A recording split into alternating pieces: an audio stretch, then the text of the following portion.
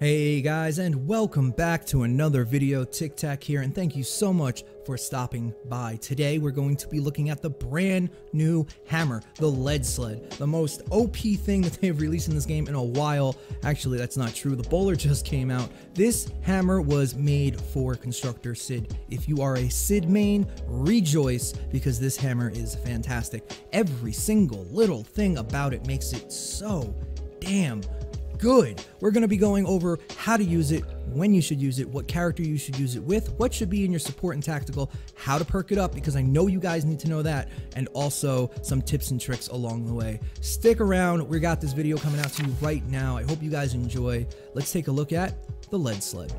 Meta. This is the meta. The meta of the game. This is fucking awesome! A month ago, somebody named FORTNITE, shoutouts to FORTNITE, who's been part of my channel since the very beginning, gave me a Vindertech Slammer with double attack speed. I fell in love with it. I finally got my own due to the birthday llamas and made them for everybody. Everybody was asking me, where is the TikTak hammer? It actually got me even attention from Epic Games themselves. It was pretty cool. Flash forward a month until this bad boy drops, the Lead Sled, and this brand new weapon that is a monster. So let's talk about how to perk it up to get your best bang for your buck, because there is the best way to level this thing up. And the one you see on screen now is a little off, but I ran out of perk up, but we'll explain to you exactly what to do right now.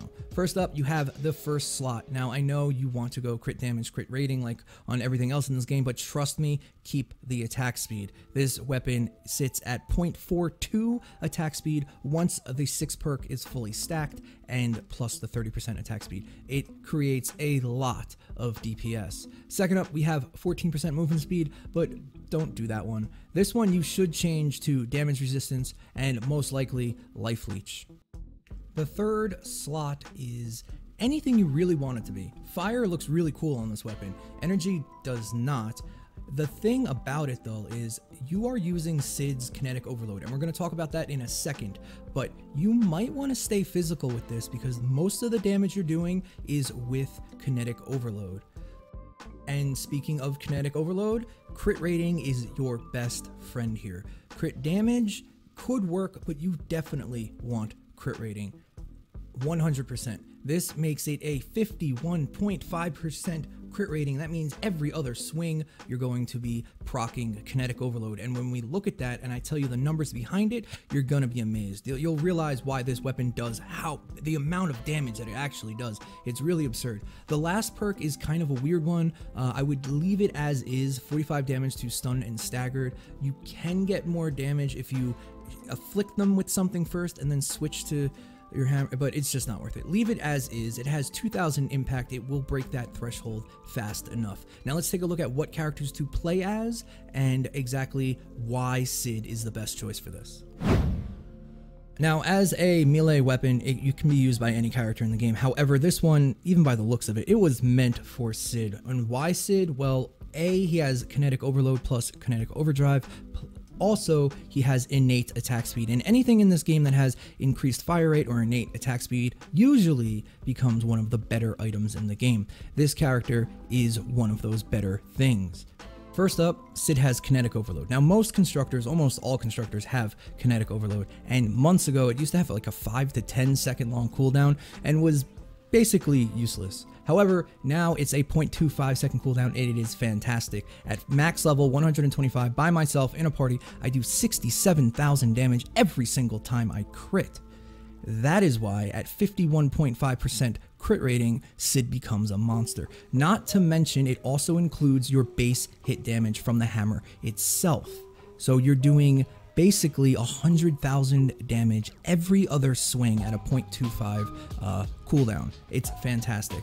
Coupled with that, he also has increased critical rating. That is why it is at 50%, and kinetic overdrive and maximum overload. These two abilities put together on top of the original one makes it insane. 110% extra damage, so now your kinetic overload is hitting for 120 to 150,000 damage every other swing at 0.4 seconds per swing.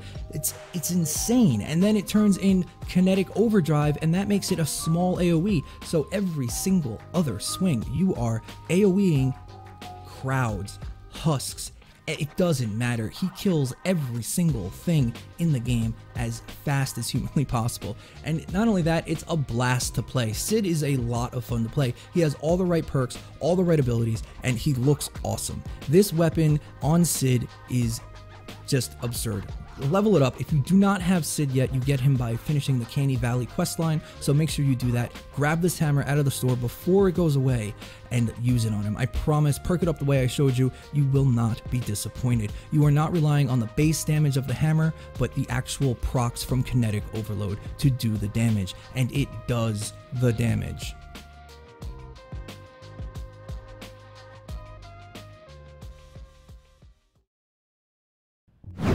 Now you know how Sid works and why his damage is so good for what it is. All about that attack speed and kinetic overload. Sid and Tank Penny are your two hammer focused constructors, and they are going to be your best ones. Tank Penny does hit harder, but does not have the same kinetic overload buffs. For your support slot, you're going to be looking at two different things, mainly, maybe three. Ragnarok, Striker AC, they both have increased impact and blunt damage by 12%. If you have Blitzen based Kyle, he's kind of rare.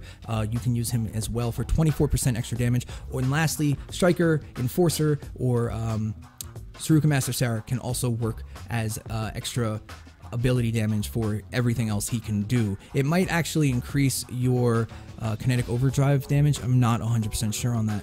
Lastly, you can stick Ragnarok in his tactical slot for the increased AoE damage, and also you can do Sarah Claws for bonus lifesteal, or MGR, Master Grenadier Ramirez, for bonus lifesteal as well. And coupled with the lifesteal on the weapon, if you roll it that way, you will survive very, very long.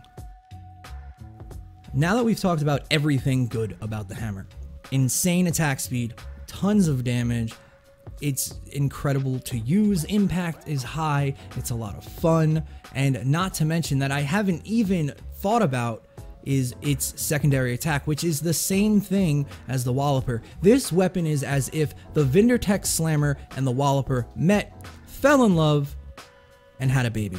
This is what you would get. The Lead Sled is the merriment of both of those weapons, and it's incredible. It just simply is incredible. Now, there are some things that are a bit weird about them, and let's just go over some of the negatives. The one small negative is it kind of locks you into a character to use.